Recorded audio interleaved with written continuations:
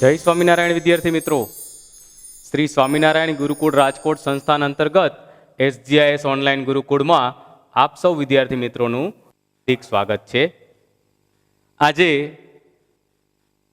8મો પાઠ ગતિ એનો ચોથો ટોપિક આલેખીય નિરૂપણ એનો અભ્યાસ કરવાનો છે. યાદ કરજો, અગાઉના વિડીયોની અંદર આપણે ગતિનો સાપેક્ષ ખ્યાલ, નિયમિત અને અનિયમિત ગતિ અને ગતિના આધારે કેટલીક રાશિઓ જેવી કે ઝડપ,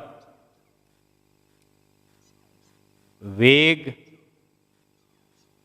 પ્રવેગ, અંતર અને સ્થાનાંતર એનો અભ્યાસ કરી ગયા. અંતર અને સ્થાનાંતર સામાન્ય રીતે સ્વતંત્ર ચલ છે. ઝડપ છે એ બે ચલોથી બનેલા ગૌણ ચલ છે અને આ બધામાં એક ચલ કોમન રહેશે, સમય. બહુ ઝડપથી રિવિઝન કરી લઈએ તો એકમ સમયમાં પદાર્થે કાપેલા અંતરને ઝડપ કહેવાય. એકમ સમયમાં પદાર્થે કરેલા સ્થાનાંતરને વેગ કહેવાય. એકમ સમયમાં વેગમાં થતા ફેરફારને પ્રવેગ કહેવાય. ગતિમાન પદાર્થે કાપેલા ગતિપથની લંબાઈને અંતર કહેવાય. ગતિમાન પદાર્થના સ્થાનમાં થતા ફેરફારને સ્થાનાંતર કહેવાય. આમ વ્યાખ્યાઓ શીખી ગયા, સૂત્રો શીખી ગયા, સૂત્રો આધારિત દાખલાઓ શીખી ગયા અને હવે આપણે એનું આલેખીય નિરૂપણ જોવાનું છે. આલેખ શબ્દથી તમે બધા પરિચિત હશો. આમ છતાં કહી દઉં, ગ્રાફ, આલેખ, એક્સ અક્ષ અને વાય અક્ષ એકબીજાને લંબ રીતે ઉદ્ગમ બિંદુમાં છેદે ત્યાં અંતર, સમય, સમય ઝડપ, સમય વેગ એમ અલગ અલગ રાશિઓને મૂકી અને આલેખ દોરવાનો આવે છે. તો આ આલેખીય નિરૂપણ કઈ રીતે કરી શકાય તે આપણે જોઈએ. ગતિનું આલેખીય નિરૂપણ. તમારી સામે અહીંયા આપણે પહેલો આલેખ દોરીએ છીએ, અંતર વિરુદ્ધ સમયનો આલેખ. શબ્દ યાદ રાખજો, અંતર વિરુદ્ધ સમયનો આલેખ. આમ બોલાય. અહીંયા અંતર વિરુદ્ધ સમય, સમય છે ને એ સ્વતંત્ર ચલ છે. સમય અંતર ઉપર આધારિત નથી, એટલે જે સ્વતંત્ર ચલ હોય એને મોટા ભાગે એક્સ અક્ષ ઉપર લેવાય અને અંતર છે એ સમય આધારિત છે. સમય બદલાય એમ અંતરમાં પણ ફેરફાર થાય. તો અંતર છે એ પરતંત્ર ચલ છે એટલે એ મોટા ભાગે વાય અક્ષ ઉપર લેવાય. આલેખમાં પણ તમે શીખી ગયા છો, બે પ્રકારના ચલ હોય, સ્વતંત્ર ચલ અને પરતંત્ર ચલ. સ્વતંત્ર ચલ એટલે એમાં જે કંઈ પણ ફેરફાર થાય એ કોઈના ઉપર આધારિત નથી. આવા ચલને હંમેશા આડી ધરી એટલે એક્સ અક્ષ ઉપર લેવાય. તો અહીંયા તમારી સામે એક આલેખમાં બે ધરી દોરેલી છે. ઊભી ધરી એને વાય અક્ષ કહેવાય છે, આડી ધરી સમક્ષિતિજ રેખા એને કહેવાય છે એક્સ અક્ષ. તો સમય આપણે એક્સ અક્ષ ઉપર લઈએ અને કાપેલું અંતર એ આપણે વાય અક્ષ ઉપર લઈએ. હવે જો એનો આવો કોઈ આલેખ આપેલો હોય, અહીંયા તમને ગ્રીન કલરની એક રેખા આપી છે આલેખની, એ શું દર્શાવે છે? આલેખના બધા જ બિંદુઓ ધ્યાનમાં રાખો તો ખબર પડશે, જેમ જેમ સમયમાં વધારો થાય છે તેમ વાહન દ્વારા કપાયેલા અંતરમાં પણ વધારો થાય છે. તો આલેખ એક એવો મુદ્દો છે કે જે કોઈ પણ બનતી ઘટના કે કોઈ પણ ચલોમાં થતા ફેરફારને ચિત્રાત્મક રીતે રજૂ કરી શકાય, બહુ ઝડપથી અને સરળ રીતે સમજી શકાય એટલા માટે વારંવાર આલેખનો ઉપયોગ કરવામાં આવે છે. યાદ કરજો તમે લોકો જ્યારે ક્રિકેટ મેચ જોતા હોય, આઈપીએલની મેચિસ કે પછી ઇન્ટરનેશનલ મેચ રમાતા હોય ત્યારે કઈ ટીમની એવરેજ વધારે સારી છે, કઈ ટીમે ક્યારે વધારે રન મેળવા, વિકેટો ક્યારે પડી, કેટલી ઓવર થઈ, આ બધું શબ્દોમાં કે આંકડાઓમાં લખેલું હોય. આમ છતાંય એક પિક્ચર ગ્રાફ સ્વરૂપ આપણી સામે મૂકી દઈએ એટલે તરત ખ્યાલ આવી જાય કે કઈ ટીમની એવરેજ સારી છે, કઈ ટીમ વધારે સારું રમી. તો આલેખ છે એ ઝડપથી સમજવા માટે ઉપયોગી બની રહે છે. એટલે આપણે અહીંયા ગતિના વિવિધ પદોને આલેખીય રીતે રજૂ કરીએ છીએ. અહીંયા અંતર વિરુદ્ધ સમયનો એક આલેખ દોર્યો છે. હવે આ આલેખ છે એના આધારે આપણે એ ગતિમાન પદાર્થની ઝડપ મેળવવાની છે. આ ઝડપ આપણે મેળવવી હોય તો આમાંથી કેમ મેળવી શકીએ? તો કે આલેખ ઉપર કોઈ પણ બે બિંદુ પસંદ કરવાના. અહીંયા આપણે બે બિંદુ પસંદ કર્યા, એ અને બી. તો એ અને બી બિંદુ આલેખ ઉપર કોઈ પણ જગ્યાએ પસંદ કરી લ્યો અને પછી બંનેમાંથી એકબીજા દોરવાનો. એટલે અહીંયા તમને એક કાટકોણ ત્રિકોણ મળશે, એબીસી.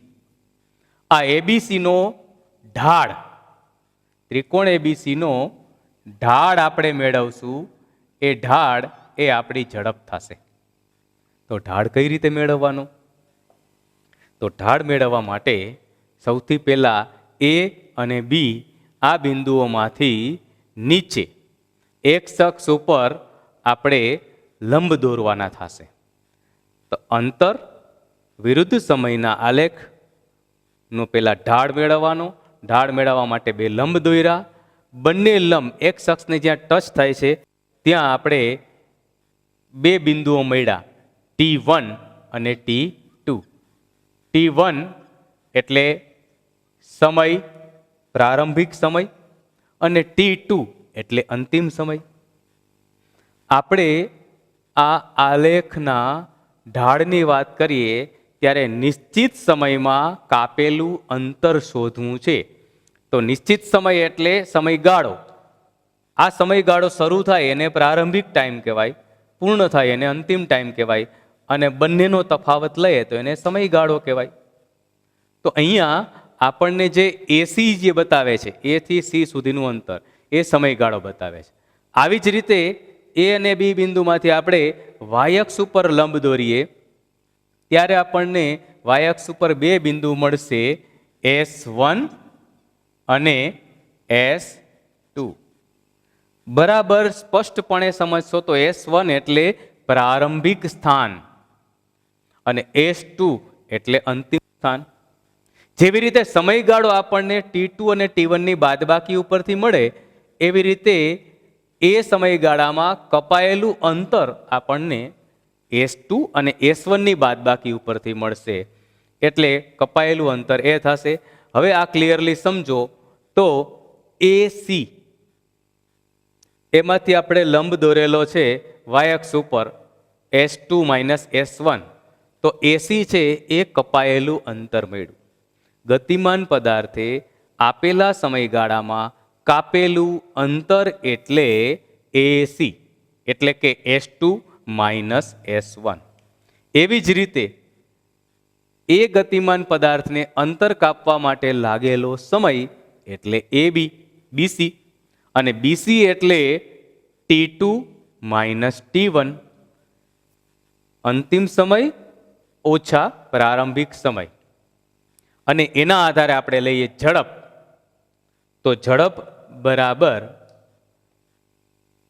S2 - S1 છેદમાં T2 - T1. આપણે ઝડપનું આવું સૂત્ર જોઈ ગયા હતા, ઝડપ બરાબર કાપેલું અંતર છેદમાં લાગેલો સમય. સમય એટલે સમયગાળો. અહીંયા સમયગાળો છે એ મેળવવા માટે બે સમયની બાદબાકી લીધી. કાપેલું અંતર એટલે બે અલગ અલગ સ્થાન, વચ્ચેનું ડિસ્ટન્સ, પ્રારંભિક સ્થાન અને અંતિમ સ્થાન. તો અહીંયા આપણે લીધું છે અંતિમ સ્થાન ઓછા પ્રારંભિક સ્થાન. તો આવી રીતે આલેખના સીધા ઉપયોગ ઉપરથી આપણે ગતિમાન પદાર્થની ઝડપ મેળવી શકીએ છીએ. હવે આવો બીજો મુદ્દો જોવાનો છે, અને એ છે પ્રવેગી ગતિ કરતું હોય કોઈ પણ પદાર્થ તો પણ આપણે એને કેવી રીતે નિરૂપિત કરી શકીએ. તો પ્રવેગી ગતિ માટે અંતર વિરુદ્ધ સમયનો આલેખ. તમે અહીંયા જોઈ લ્યો બરાબર કે અંતર વિરુદ્ધ સમયનો આલેખ દોર્યો એ આપણને સુરેખા મળી, પણ એ અચળ ઝડપી ગતિ હતી. હવે અહીંયા તમે જુઓ છો અચળ પ્રવેગી ગતિ. આ પ્રવેગી ગતિનો મતલબ શું? તો કે સમય સાથે એના વેગમાં વધારો થાય છે. ધારો કે કોઈ ગતિમાન કાર નિયમિત સમયગાળામાં અલગ અલગ અંતર કાપે છે. તમારી સામે આ ચાર્ટમાં મૂક્યું છે. દર 2 સેકન્ડની અંદર એના દ્વારા કપાયેલું અંતર જુદું જુદું છે. જુઓ 2, 4, 6, 8, 10, 12 એમ સેકન્ડે આપણે એ કારના ઓડોમીટરમાં કપાયેલું અંતર જોયું તો 1, 4, 9, 16, 25, 36 એમ સતત વધારો થાય છે. તો અહીંયા આ જે છે કોષ્ટક એનો આલેખ દોરવો હોય તો એ દોરાય છે કપાયેલું અંતર વિરુદ્ધ સમય. ફરીથી એક્સ અક્ષ ઉપર આપણે સમય લેવાનો અને વાય અક્ષ ઉપર કપાયેલું અંતર લેવાનું, એટલે આલેખ આપણને સુરેખા નહીં મળે પણ આવો મળશે. જો અહીંયા આ પરવલય જેવો આકાર વક્ર આલેખ મળે છે, અને વક્ર આલેખ દર્શાવે છે કે જેમ જેમ સમય વધતો જાય એમ એના કપાયેલા અંતરમાં વધારો થતો જાય છે. આ આલેખ સુરેખા નથી, વક્ર છે, વલય આકાર થાય છે અને એ પરવલય જેવો આકાર બતાવે છે. તો આ અચળ પ્રવેગી ગતિનો અથવા તો પ્રવેગી ગતિનો આલેખ છે, જેમાં જેમ જેમ સમય વધે એમ કપાયેલું અંતર વધે છે. તો આ બીજો એક આલેખ થયો. ત્રીજો આપણે જોઈએ તો વેગ વિરુદ્ધ સમયનો આલેખ. જો આ 2 આલેખ જોયા એ અંતર વિરુદ્ધ સમયનો આલેખ હતો. હવે વેગ વિરુદ્ધ સમયનો આલેખ. વેગ એટલે અહીંયા કાપેલું અંતર નથી જોવાનું, પણ એ સમયે પદાર્થની ઝડપ અથવા વેગ જોવાનો છે. તો વેગ વિરુદ્ધ સમયનો આલેખ આપણે જોઈએ એના માટે એક ઉદાહરણ સ્વરૂપ આપણે લઈએ. સુરેખ પથ ઉપર ગતિ કરતી એક વસ્તુના સમય સાથે વેગમાં થતા ફેરફારને વેગ વિરુદ્ધ સમયના આલેખ દ્વારા દર્શાવી શકાય છે. ટૂંકમાં કેવું હોય? અનિયમિત ગતિ કરતા વાહનની ગતિ કે વેગમાં થતો ફેરફાર એ વેગ વિરુદ્ધ સમયના આલેખ દ્વારા આપણે દર્શાવી શકીએ. ફરી પાછું એક્સ અક્ષ ઉપર શું લેવાનું? સમય. અને વાય અક્ષ ઉપર શું લેવાનું? આ વખતે વેગ. જો મેં કાઉન્સમાં અહીંયા લખેલું છે વેગનો એકમ કિલોમીટર પ્રતિ કલાક અથવા મીટર પ્રતિ સેકન્ડ, જે આપણે લઈએ એ મોટો એકમ છે કિલોમીટર પ્રતિ કલાક, નાનો એકમ છે મીટર પર સેકન્ડ. જ્યારે એક્સ અક્ષ ઉપર તો હંમેશા સ્વતંત્ર ચલ લેવાય સમય, અને સમય હંમેશા સેકન્ડમાં મપાય. હવે આપણે નીચે જોઈ લઈએ તો બંને અક્ષ એકબીજાને જ્યાં છેદે છે એના યામ છે 0, 0, એટલે ત્યાં સમય પણ 0 અને એ વખતે એનો વેગ પણ 0. પછી સમયનો વધારો આપણે નિશ્ચિત મૂક્યો છે 1 second, 2 second, 3 second, 1 minute, 2 minute, 3 minute, 4 minute વગેરે વગેરે. અને વાય અક્ષ ઉપર આપણે એનો વેગ મૂક્યો છે 10 કિલોમીટર પ્રતિ કલાક, 20 કિમી પ્રતિ કલાક, 30 કિમી પ્રતિ કલાક, 40 કિમી પ્રતિ કલાક. આમ અલગ અલગ વેગના માપ આપ્યા છે. હવે તમે એમાં જોશો તો આપણે આલેખ એક દોરીએ છીએ. તમારી સામે એક સીધી રેખા આલેખને મૂકેલી છે, ને એ રેખા 40 કિલોમીટર પ્રતિ કલાક પાસે છે. આનો મતલબ પહેલી જ દ્રષ્ટિએ આપણે એટલું જ જોઈ દેવાનું કે આ અચળ વેગી ગતિ છે. જો વેગના સ્થાને કપાયેલું અંતર હોય તો આપણે એવું માનવાનું કે આ પદાર્થ સ્થિર છે, ગતિમાં નથી. પણ અહીંયા પદાર્થ ગતિમાં છે.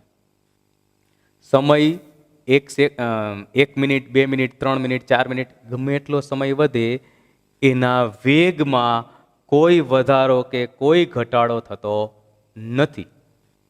સતત 40 કિલોમીટર પ્રતિ કલાકની ઝડપે એ વાહન ગતિ કરી રહ્યું છે. તો આલેખ ઉપરથી પહેલો તમને મુદ્દો સ્પષ્ટ થઈ ગયો. અચળ વેગી ગતિ દર્શાવે છે આ. હવે આ અચળ વેગી ગતિ કરતા પદાર્થે નિશ્ચિત સમયગાળામાં કાપેલું અંતર, બરાબર સમજો, અહીં અંતરનો ઉલ્લેખ નથી, છતાં પણ આપણે અંતર શોધી શકીએ. તો એના માટે શું કરવાનું? તો કે આપણે બે બિંદુ લીધા આલેખ ઉપર, કોઈ પણ એ અને બી, અને એના ઉપરથી આપણે લંબ દોર્યો એક્સ અક્ષ ઉપર, એટલે તમને ત્યાં બે બિંદુ મળશે, સી અને ડી. સી એટલે પ્રારંભિક સમયગાળો અને ડી એટલે અંતિમ સમય. તો T1 અને T2 આની બાદબાકી લેશો એટલે આપણને સમયગાળો મળશે. હવે અહીંયા તમે જોશો તો ABCD આખું એક ચોરસ, લંબચોરસ દેખાશે. આવા વેગ વિરુદ્ધ સમયના આલેખ પરથી ગતિમાન પદાર્થે નિશ્ચિત સમયમાં કેટલું અંતર કાપ્યું એ શોધવું હોય તો માત્ર આવા લંબચોરસ એટલે કે આલેખ દ્વારા ઘેરાયેલા ભાગનું ક્ષેત્રફળ ગોતવાનું રહે. અહીંયા તમારી સામે લંબચોરસ છે. હવે તમે નાનપણથી શીખાવ્યા, લંબચોરસનું ક્ષેત્રફળ એટલે લંબાઈ ગુણ્યા પહોળાઈ. તો અહીંયા લંબાઈ આપણે લેશું AB. AB એટલે એક્સ અક્ષ ઉપર જઈએ તો T2 માઇનસ T1. તો આપણે એ જોઈ લઈએ. અચળ વેગી ગતિ કરતી વસ્તુના વેગ અને સમયના ગુણાકાર કરવાથી આપણને તે ગતિમાન પદાર્થે કાપેલું અંતર અથવા તો સ્થાનાંતર મળે છે. બીજી રીતે કહીએ તો આપેલી આકૃતિમાં કે આલેખમાં આલેખ વડે ઘેરાયેલા લંબચોરસ ક્ષેત્રફળ, લંબચોરસ આકારનું ક્ષેત્રફળ મેળવવાથી ગતિમાન પદાર્થનું સ્થાનાંતર મેળવી શકાય છે. હવે એની લંબાઈ AB લઈએ. AB એટલે થશે T2 માઇનસ T1. આ સમયગાળામાં કાપેલું અંતર એટલે લેવાનું આવશે AC. AC એટલે 0 થી લઈને 40 કિલોમીટર, જેનો વેગ આપણે દર્શાવ્યો છે એ વેગ. તો S બરાબર AC ગુણ્યા CD અથવા તો AB. AB અને CD લંબચોરસની સામસામી બાજુ સમાન કહેવાય, એટલે AC ગુણ્યા CD. તો AC એટલે 40. કેમ 40? તો કે અંતિમ સ્થાન 40 માઇનસ પ્રારંભિક સ્થાન 0. તો 40 માઇનસ 0 એટલે 40 કિલોમીટર પ્રતિ કલાક ગુણ્યા CD. CD એટલે સમયગાળો T2 માઇનસ T1. આમ આવા ABCD લંબચોરસ ઉપરથી આપણે ગતિમાન પદાર્થે કરેલું સ્થાનાંતર મેળવી શકીશું. તો આલેખીય નિરૂપણ તો જોયું, પણ એ આલેખનો ઉપયોગ પણ આપણે કરી શકીએ છીએ ગણતરી કરવા માટે. આના આધારે દાખલા પણ ગણી શકાય છે. તો આ થયો તમારો ત્રીજો આલેખ, વેગ વિરુદ્ધ સમયનો આલેખ. હવે આગળ વધીએ આપણે. વેગ વિરુદ્ધ સમયના આલેખ પરથી અચળ પ્રવેગી ગતિ હોય તો એનો પણ આપણે અભ્યાસ કરી શકીએ. આ જોઈ એ અચળ વેગી ગતિ હતી, એમાં વેગમાં ફેરફાર થતો નહીં. હવે અચળ પ્રવેગી એનો મતલબ વેગમાં વધારો અથવા ઘટાડો થાય છે. પણ અગાઉના વિડીયોને યાદ કરો, વેગમાં થતો વધારો કે વેગમાં થતો ઘટાડો એક સરખો હોય, નિશ્ચિત સમયગાળે એ સમાન ફેરફાર થતો હોય, ત્યારે આવી ગતિને આપણે અચળ પ્રવેગી ગતિ કીધી. તો અચળ પ્રવેગી ગતિનો આલેખ આપણે મેળવવો હોય તો અહીંયા કોષ્ટકની અંદર તમને એક ઉદાહરણ આપ્યું છે કે દર 5 સેકન્ડે ગતિમાન પદાર્થના વેગમાં ફેરફાર થાય છે. અહીંયા વેગ તમને બે રીતે આપેલો છે, મીટર પ્રતિ સેકન્ડ અથવા કિલોમીટર પ્રતિ કલાક. તો શરૂઆતનો વેગ બંનેમાં 0 છે. પછી જેમ જેમ સમય વધે છે 5 સેકન્ડે એનો વેગ થઈ જાય છે 2.5 મીટર પર સેકન્ડ. 10 સેકન્ડ એનો વેગ થઈ જાય છે 5 મીટર પર સેકન્ડ. 15 સેકન્ડ એનો વેગ થઈ જાય છે 7.5 મીટર પર સેકન્ડ. આમ દર 5 સેકન્ડે આ ગતિમાન પદાર્થના વેગમાં 2.5 મીટર પર સેકન્ડ જેટલો વધારો થાય છે. આને થોડી વાર સાઈડમાં રાખીને આપણે સમજીએ તો એમ કહી શકાય કે 5 સેકન્ડે જ્યારે જોયું ત્યારે એનો વેગ હતો 2.5 મીટર પર સેકન્ડ, એટલે કે 1 સેકન્ડમાં 2.5 મીટર જેટલું અંતર કાપતું હતું. 10મી સેકન્ડે ફરી પાછું ઘડિયાળમાં જોયું 10મી સેકન્ડે, અને એ વખતે વેગ છે સ્કૂટરનો કે વાહનનો એ બતાવતું હતું 5 મીટર પર સેકન્ડ. એટલે 10મી સેકન્ડે એ વાહન 1 સેકન્ડના 5 મીટરનું અંતર કાપતું હતું. 1 સેકન્ડના 5 મીટર એટલે કલાકના 18 કિલોમીટર. તો આમ વેગમાં સતત વધારો થાય છે. તો હવે આપણે આને આલેખના સ્વરૂપમાં જોવું હોય તો પહેલા આલેખ દોરવો પડે અને પછી આલેખના આધારે ગણતરી કરવી પડે. તો અચળ પ્રવેગી ગતિ માટે વેગ વિરુદ્ધ સમયનો આલેખ આ જોતા આપણને સુરેખ મળશે. સુરેખ શબ્દ અહીંયા ખાસ એટલા માટે લખ્યો છે કે થોડી વાર પહેલા જ આપણે અચળ પ્રવેગી ગતિનો આલેખ જોઈ ગયા, વક્ર મળ્યો હતો. પણ ત્યારે રાશિ યાદ રાખજો, સમય વિરુદ્ધ અંતર હતું. અહીંયા સમય વિરુદ્ધ વેગ છે એટલે આપણે એનો આલેખ જોવાનો. એક્સ અક્ષ ઉપર આપણે લીધો સમય 0 સેકન્ડ, 5, 10, 15, 20, 25, 30 સેકન્ડ. વાય અક્ષ ઉપર આપણે પરતંત્ર ચલ લીધો છે વેગ, અને વેગ છે 10, 20, 30, 40, 50, 60 કિલોમીટર પ્રતિ કલાક અથવા મીટર પ્રતિ સેકન્ડ. અહીંયા આપણે મીટર પ્રતિ સેકન્ડ લીધો છે, કિલોમીટર પ્રતિ કલાકનો ઉપયોગ અહીંયા કર્યો નથી. હવે એનો આલેખ આપણને મળે છે સુરેખ. આ સુરેખ આલેખ ઉપરથી આપણને ખબર પડે કે સમયના ફેરફાર સાથે વેગમાં એક સરખો વધારો થાય છે, એટલે કે અચળ પ્રવેગી ગતિ છે. તો આવી અચળ પ્રવેગી ગતિ કરતા વાહને કાપેલું અંતર શોધવું હોય કે કરેલું સ્થાનાંતર શોધવું હોય તો ફરી પાછા આપણે આ આલેખ પરના કોઈ પણ બે બિંદુ લેવાના. અહીંયા આપણે લઈએ છીએ બિંદુ એ અને બી. આ બે બિંદુ લઈએ પછી એનો ઢાળ મેળવવાનો આવે, એટલે એ અને બી એકબીજા ઉપર લંબ દોરીએ એટલે આપણને ત્રિકોણ મળશે એ બી સી. આ એબીસી ત્રિકોણ મળ્યો. હવે એમાંથી બે લંબ દોરવાના એક્સ અક્ષ ઉપર, એટલે આપણને બે અલગ અલગ સમય મળશે. શરૂઆતના સમયને આપણે કહેશું T1 અને અંતિમ સમયને આપણે કહેશું T2. T1 અને T2 એ આપણને અનુક્રમે પ્રારંભિક અને અંતિમ વેગ બતાવે છે, એટલે એનો તફાવત લેશું તો આપણને મળશે સમયગાળો.